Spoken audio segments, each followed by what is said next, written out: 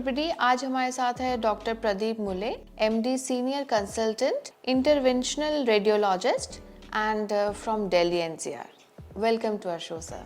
Sir, हम लोग आजकल बहुत सुनते हैं कि यूट्रस में फाइब्रॉइड है एंड सर इस बारे में हमें थोड़ा डिटेल में जानकारी दीजिए। एग्जैक्टली ना मैडम, देखिए आजकल देखा जाए ना तो यंग फीमेल्स में भी यूट्रस में फाइब्रॉइड होते हैं। फाइब्रॉइड एग्जैक्टली होता क्या है? ये एक नॉन कैंसरस ग्रोथ होती है यूट्रस के अंदर। दिस में sometime happen with in the uterus का जो कैविटी होता है उसके अंदर भी हो सकता है, यूट्रस की जो मसल होती है उसमें भी हो सकता है, और यूट्रस के आउटर जो साइड होता है उसमें भी हो सकता है। ओके एंड सर इसके मेन सिम्टम्स क्या होते हैं? जब भी यूट्रस में फाइब्रॉइड्स होते हैं ना, तो एक तो जो मंथली साइकिल आता है ये काफ़ी हेवी होता है। कुछ फीमेल्स में मैंने देखा है कि 3 से 5 दिन आएगा, हेवी होगा, और हेवी के साथ में क्लॉट्स भी आते हैं बहुत सारे। कुछ में मैंने देखा 3 से 5 दिन होगा या तो 7 दिन होगा, और वो भी हेवी होगा विद द क्लॉट्स।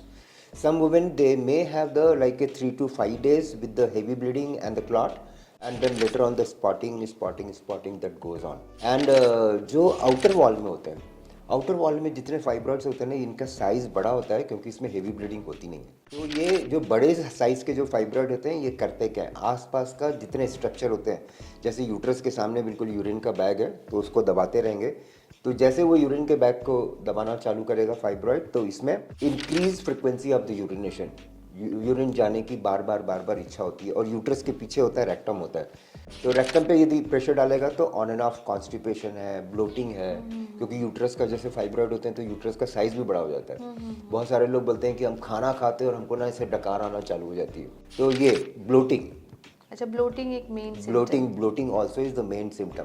कई बार क्या होता है कि लोग सोचते हैं कि ब्लोटिंग है, कॉन्स्टिपेशन है, ऑन एंड ऑफ, ये और कुछ कारण होगा, so they sometime may not go for a scanning and other things, so it's difficult sometime to diagnose those having the outer wall of the fibroid. और जो एक और फाइब्रॉइड होता है जो इनर अंदर यूट्रस की जो कैविटी में होता है, कैविटी वाले जितने फाइब्रॉइड होते हैं, यदि वो छोटा सा भी फाइब्रॉइड होगा तो उसमें हेवी ब्लीडिंग होती है। ओके, तो ब्लीडिंग मतलब, तो सर हम लोग कैसे इसको डायग्नाइज कैसे करेंगे? यदि किसी भी फीमेल को इस तरीके के सिम्टम हैं, तो डायग्नोस करने के लिए देखा जाए ना तो सबसे सस्ता जो इन्वेस्टिगेशन होता है वो होता है अल्ट्रासोनोग्राफी होता है। अल्ट्रासोनोग्राफी होता है वो बड़ी जगह में, छोटी जगह में, even in small village also nowadays available. तो अल्ट्रासाउंड कराते हैं तो अल्ट्रासाउंड में मालूम पड़ जाता है। पर अल्ट्रासाउंड में बहुत सारी जो चीज़ें होती हैं ना वो इतना क्लियर पता नहीं होता है। यदि आपको इसका और क्लियर पिक्चर चाहिए तो आपको एक MRI स्कैन होता है, MRI स्कैन करना चाहिए। MRI स्कैन करते हैं तो इससे आपको सारा डिटेल जो फाइब्रॉइड का है वो आपको मालूम पड़ जाएगा। क्या क्या हमको पता करना होता है इसमें कि फाइब्रॉइड कितने हैं, एक फाइब्रॉइड है, 2 फाइब्रॉइड है, या तो मल्टीपल फाइब्रॉइड है, वो इनर वॉल में है, आउटर वॉल में है। तो MRI जब हो जाता है ना तो इसका ट्रीटमेंट ऑप्शन क्या होना चाहिए, लाइन ऑफ ट्रीटमेंट क्या होना चाहिए, ये हम डिसाइड कर सकते हैं। Okay okay. And sir actually एक और मैं जस्ट आउट ऑफ कॉन्टेक्स्ट आपसे पूछ रही हूँ कि ब्लीडिंग, हेवी ब्लीडिंग तो बहुत ही कॉमन प्रॉब्लम है लेडीज़ में, तो क्या हमेशा यही रीज़न होता है या कुछ और कारण भी हो सकते हैं? देखो, फाइब्रॉइड तो मेन कारण होता है हेवी ब्लीडिंग का। अच्छा। दूसरा होता है जिसको बोलते हैं DUB बोलते हैं, यदि आपका किसी का हार्मोनल डिसफंक्शन है तो भी हेवी ब्लीडिंग हो सकती है, पर वो परसेंटेज बहुत कम होता है। एक और एक कंडीशन होती है जिसको बोलते हैं यूट्राइन एडिनोमायोसिस बोलते हैं। उसमें क्या होता है कि अंदर की जो कैविटी है, कैविटी में जो मेम्ब्रेन है, वो मेम्ब्रेन यूट्रस के अंदर चली जाती है, तो उससे सिर्फ यूट्रस का साइज बड़ा हो जाएगा। ये फाइब्रॉइड नहीं होते हैं, ये एडिनोमायोसिस करके कंडीशन होती है। इसमें इसको आइडेंटिफाई करने के लिए इसमें भी हेवी ब्लीडिंग बहुत होता है, हेवी ब्लीडिंग है, क्लॉट है, पर एडिनोमायोसिस के साथ में इंटेंस पेन होता है। ओके। वो इतना पेन होगा कि जो सिंपल टैबलेट जो पेन मेडिकेशन लेते हैं उससे भी ठीक नहीं होता है। So this women normally they take the injectable pain medication also. और इनका जो पेन का जो पैटर्न होता है ना एडिनोमायोसिस में, ये बहुत क्लासिकल होता है कि मेंसेस चालू होगा उसके 4-5 दिन पहले ही इनको मालूम पड़ जाता है कि अभी ना एब्डोमेन थोड़ा मेरा टेंडर हो गया है। दबा के देखेंगे लोअर एब्डोमेन तो थोड़ा सा पेन होगा, यूट्रस का साइज थोड़ा उसमें और बड़ा होता है, और 4 से 5 दिन पहले इनको मालूम पड़ जाएगा कि अब पेन होना चालू हो रहा है। और जैसे ब्लीडिंग हुई और ब्लीडिंग खत्म हो गई, मेंसेस साइकिल खत्म हो गया, तो ये जो इंटेंस पेन होता है अपने आप से खत्म हो जाता है। So this intense pen before and during the cycle, this indicates the adenomyosis. तो ये 3 और 4 कंडीशंस होती है जिसमें ब्लीडिंग होती है फाइब्रॉइड के अलावा। ओके। एंड सर फाइब्रॉइड के लिए ट्रीटमेंट ऑप्शंस क्या क्या है? देखिए फाइब्रॉइड के लिए जो ट्रीटमेंट ऑप्शंस है ना, एक तो है सबसे पहले तो मेडिकेशन है कि ब्लीडिंग हो रही है तो आप मेडिसिन लेते जाओ। मेडिसिन भी देखा जाए तो इसमें दो तरीके की मेडिसिन होती है, एक होती है टेम्परेरी होती है और एक होता है कि बहुत बार क्या होता है कि जो मेंसेस बंद करने वाली जो मेडिसिन होती हैं जो चलती है 21 डेज और उसके बाद में 4 से 5 दिन का गैप देते हैं फिर चालू कर देते हैं, पर ये हार्मोन की मेडिकेशंस है, this is not the treatment. ये जो मेडिसिन है, मेडिकल जो ट्रीटमेंट होता है फाइब्रॉइड का, ये आपके सिम्टम को सप्रेस कर देगी कि चलो टेम्परेरीली आपने 1 महीना 2 महीना 3 महीना, बट दीज मेडिकेशंस जो हार्मोनल मेडिकेशंस हैं फाइब्रॉइड के लिए, इसको आप बहुत ज़्यादा लंबे टाइम तक ले नहीं सकते क्योंकि ये हार्मोन है। तो एक स्ट्रेच में आप यदि अपनी सर्जरी है या जो भी आपका लाइन ऑफ ट्रीटमेंट है इसको यदि आप पोस्टपोन करना चाहते हो तो 3 महीने तक आप ले सकते हो मेडिकेशन। तो एक तो ये हो गया, मेडिकेशन हो गया। दूसरा होता है कि मायोमेक्टमी बोलते हैं। इस मायोमेक्टमी जो होता है ना, ये होता है सर्जिकल रिमूवल ऑफ फाइब्रॉइड, कि आप सर्जरी से सिर्फ फाइब्रॉइड को निकाल दो, इसमें यूट्रस नहीं निकलता है इसमें। पर इसकी भी अपनी प्रॉब्लम्स होती हैं क्योंकि फाइब्रॉइड सिंगल बहुत कम होते हैं।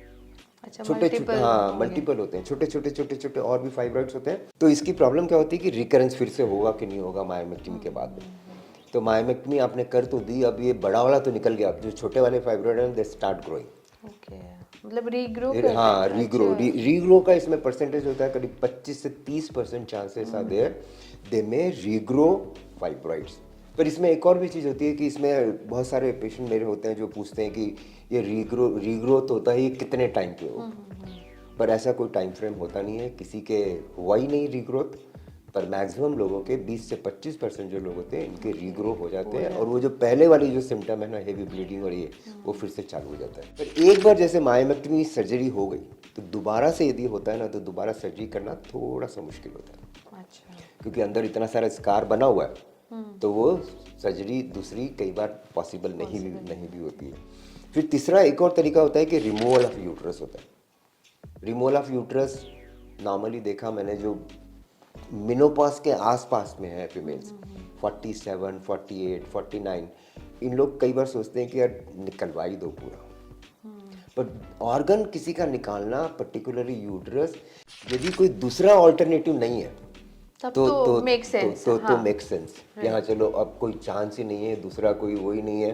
पर most of the gynaecologist they tell the patient कि यार अब बच्चे थोड़ी पैदा करने हैं आपको, निकलवा दो। But this is wrong, this is wrong. This is a integral part of the womanhood. आप उसको यदि जब तक नहीं निकालने की जरूरत पड़े तो नहीं निकालना चाहिए।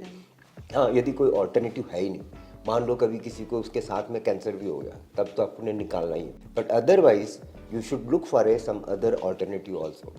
जो नॉन सर्जिकल एक ट्रीटमेंट होता है इसका, जैसे पहला तो मैंने बता दिया मेडिकेशन होता है, दूसरा मैंने बता दिया मायोमेक्टमी होती है, सर्जिकल रिमूवल ऑफ फाइब्रॉइड, और तीसरा जो होता है वो होता है रिमूवल ऑफ यूट्रस, और चौथा एक ऑल्टरनेटिव ट्रीटमेंट होता है जो थोड़ा सा कम पॉपुलर है इंडिया में, जिसको बोलते हैं यूट्राइन आर्टरी एम्बोलाइजेशन बोलते हैं, इसको यूट्राइन फाइब्रॉइड एम्बोलाइजेशन भी बोलते हैं। आप यदि जैसे मैंने तो यूएस से फेलोशिप करी हुई है, मैं तो देखा जितने पेशेंट होते हैं ना फाइब्रॉइड वाले, सबको आपको सारे ऑप्शन देना ही होता है कि आपको यदि फाइब्रॉइड है, आप ओपीडी में गए दिखाने के लिए, तो आपको ये जो मैंने 4 ऑप्शन बताए, चारों ऑप्शन बताना चाहिए। Let's the person choose, decide, women choose, उसको पता होना चाहिए। अब most of the gynaecologist in India they don't tell anything about the non-surgical treatment which is called as the uterine fibroid embolization. बिल्कुल सर, और ये बहुत ज़रूरी है कि ऑप्शंस पता चले, अगर सर्जरी के बिना ये पॉसिबल है, ठीक है, और आपका इतना एक्सपीरियंस है इसमें। तो सर ये प्रोसीजर के बारे में हम बात करते हैं, यूएई कैसे होता है? यूएई प्रोसीजर करने के लिए ये होता है शॉर्ट एनेस्थेसिया में होता है। अच्छा, हल्का हल्का बेहोशी होती है, 1 दिन का एडमिशन होता है। जैसे मान लो आप सुबह सुबह एडमिट होते हो तो नेक्स्ट डे मॉर्निंग में आप घर जा सकते हैं। तो शॉर्ट एनेस्थेसिया है, 24 आवर हॉस्पिटलाइजेशन है, इसमें एक भी कट नहीं लगता। ओके। तो एंट्री जो होती है ना अंदर, जैसे एंजियोग्राफी होता है ना, एंजियोग्राफी में कैसे होता है, आप ब्लड सैंपल देते हो, बस उतना सा एंट्री होता है, तो उसी सिमिलर एंट्री से हम लोग चले जाते हैं। ये नॉर्मली होता है ग्रॉइन के एरिया, थाई के पास से होता है। तो वहाँ से आप चले गए और अंदर जाके आर्टरी के थ्रू जाके एक पतला सा ट्यूब होता है, कैथेटर बोलते हैं जिसको, एंजियोग्राफिक कैथेटर्स होते हैं, इसके लिए स्पेसिफिक कैथेटर्स होते हैं फाइब्रॉइड का जो ट्रीटमेंट के लिए। वहाँ से आप अंदर जाके, ये कैथ लैब में होता है, तो आपको सारा मैपिंग पता होता है कि मेरे को कौन कौन से फाइब्रॉइड हैं, कौन कौन से फाइब्रॉइड के ब्लड सप्लाई मेरे को बंद करना है। तो ब्लड सप्लाई आप जैसे बंद करते हो, तो बंद करने के बाद में ये जितने जो फाइब्रॉइड है ना, ये धीरे धीरे धीरे करके श्रिंक हो जाते हैं। इनका श्रिंकेज भी जो होता है ना, जो जिसका ब्लड सप्लाई जितना ज़्यादा है वो उतना जल्दी श्रिंक होगा। ओके। और ये श्रिंकेज जो प्रोसेस होता है ना, ये चलते रहता है अंदर अंदर। बट ये है कि आपने जैसे ये प्रोसीजर हो गया, सब कुछ हो गया, घर जाके आपको कोई बेड रेस्ट करने की ज़रूरत नहीं होती है, बार बार ड्रेसिंग की ज़रूरत नहीं है, क्योंकि स्टिचेस एक भी नहीं लगानी है इसमें। तो ये तो सारे इसके प्रोसीजर हम लोग कैसे करते हैं। ये जब आप घर जाते हो प्रोसीजर के बाद में, तो हल्का पेन रहेगा लोअर एब्डोमेन में, and 60% of the women they से कि यार मेरा ना यूट्राइन आर्टरी एम्बोलाइजेशन के बाद में थोड़ा थोड़ा स्पॉटिंग आ रहा है। तो इसमें कोई बहुत ज़्यादा चिंता करने की ज़रूरत होती नहीं। ये कॉमन सिम्टम्स है। एंड सर मतलब एक ही दिन में रिकवरी है और या फिर स्टे करना पड़ता है ऐसा? नहीं, 24 आवर्स। 24 आवर्स। मैडम देखो, इसमें ना बहुत जगह क्या होता है कि ना, यूएस में पर्टिकुलरली वो डे केयर में भी हो जाता है। अच्छा, डे केयर में? हाँ, डे केयर में हो जाता है। वो इसीलिए हो जाता है क्योंकि वहाँ पर होते हैं कम्युनिटी डॉक्टर्स भी होते हैं, वो हमारे यहाँ होते नहीं होते हैं। या तो हमारे यहाँ तो यदि एनेस्थीसिया दिया है तो 24 hour you has to be stay in a hospital. Okay. वो ज़्यादा बेटर होता है।